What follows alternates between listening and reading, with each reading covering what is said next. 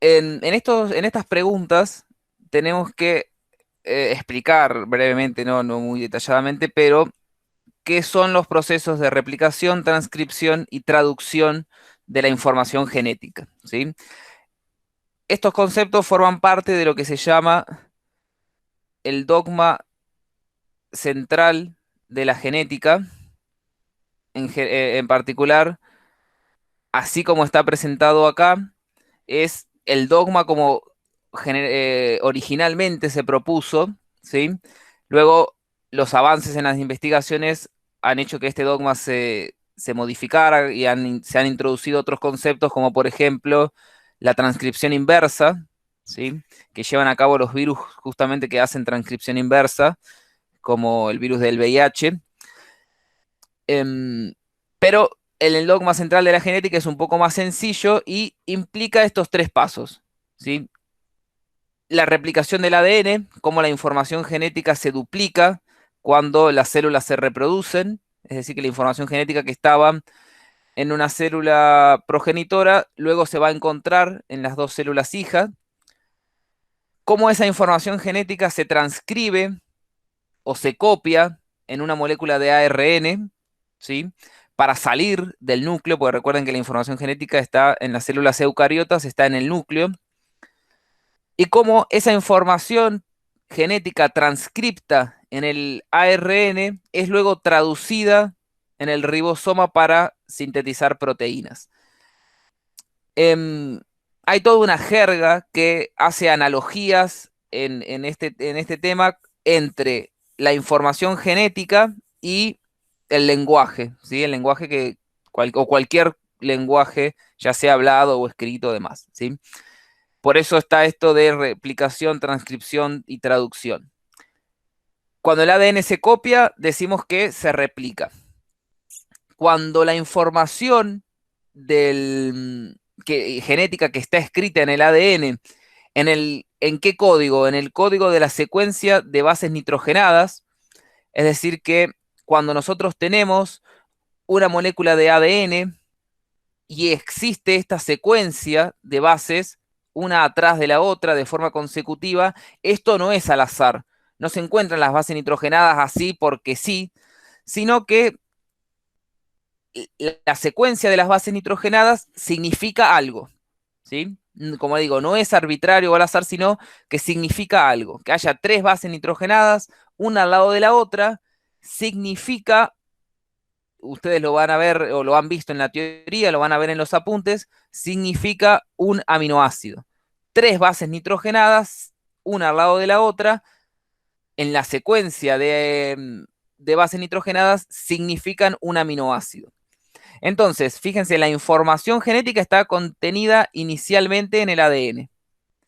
Luego, esa información genética, fíjense, esta secuencia de tres bases, se copia en una molécula de ARN a través de bases complementarias. Si tenemos timina en el ADN, vamos a tener adenina en el uracilo. Si tenemos adenina en el ADN, vamos a tener uracilo, perdón, en el ARN, quiero decir. Si tenemos timina en el ADN, vamos a tener adenina en el ARN. Si tenemos adenina en el ADN, vamos a tener uracilo en el ARN y así sucesivamente.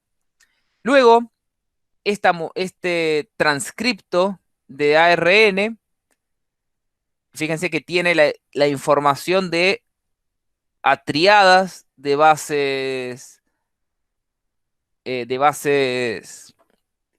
nitrogenadas, luego se traduce en el ribosoma en una secuencia de péptidos. Ustedes saben que las proteínas o los péptidos son un aminoácido detrás del otro.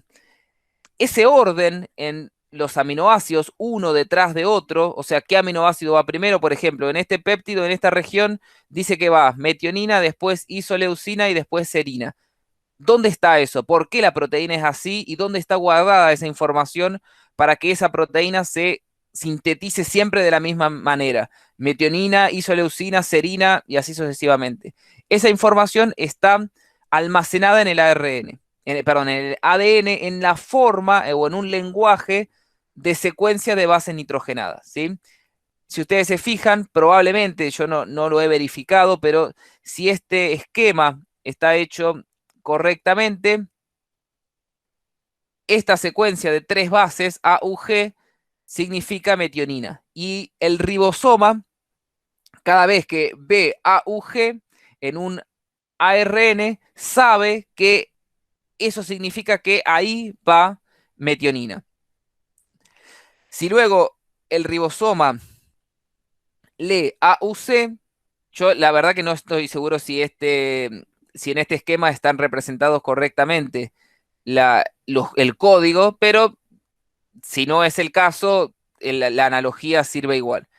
AUC, el ribosoma lo traduce como que luego de metionina va una isoleucina. Luego el ribosoma traduce que UCG significa que luego de la isoleucina va una serina, y así sucesivamente para el resto de las triadas de bases nitrogenadas que se llaman codones. ¿Sí? Cada grupo de 3 bases nitrogenadas se llama un codón. Ustedes en la teoría tienen una tabla donde están como cada 3 pares de bases nitrogenadas significan un aminoácido en particular. ¿Sí?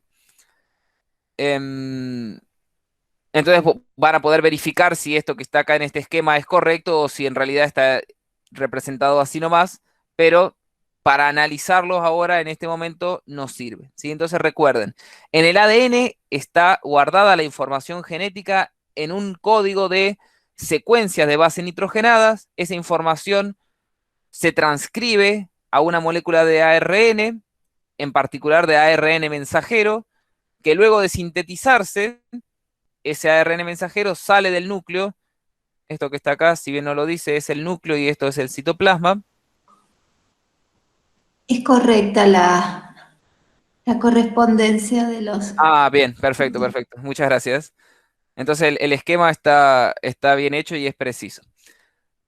Bueno, entonces ese ARN mensajero que se sintetiza acá, este es un ARN mensajero el que se está sintetizando, sale del núcleo, va al ribosoma, ¿sí? Y en el ribosoma,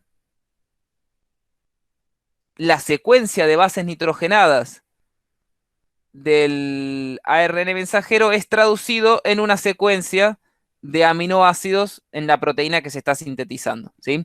Esto tiene obviamente muchísimo más detalle porque hay codones de iniciación de en qué lugar comienza la información de una proteína determinada, hay codones de terminación que le dicen al ribosoma, acá termina de sintetizarse la proteína, hay cosas mucho más específicas que quizás a este nivel en el cual nosotros lo estamos estudiando en la materia y en la carrera por primera vez, no es necesario entrar en tanto detalle. Pero una descripción quizás un poco resumida de los 3 procesos de replicación, transcripción y traducción ustedes tienen que hacer con la información que tengan en el libro o en la clase de teoría.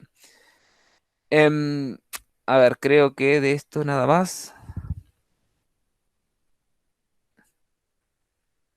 Me parece que no. Bueno, cualquier cosa, porque me suena que algo más tenía que decirles, pero no tengo anotado.